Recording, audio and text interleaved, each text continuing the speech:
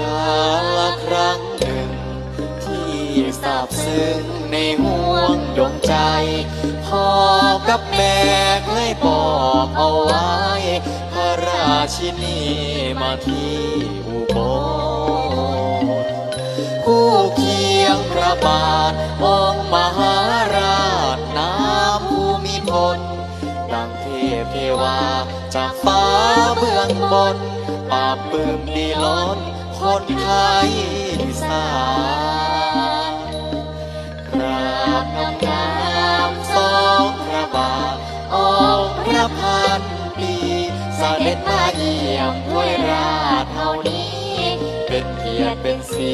ที่ได้ดำเนิน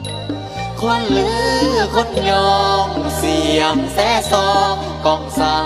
รเสริญเสียงย่อยองทรงพระเจริญเสด็จดำเนินที่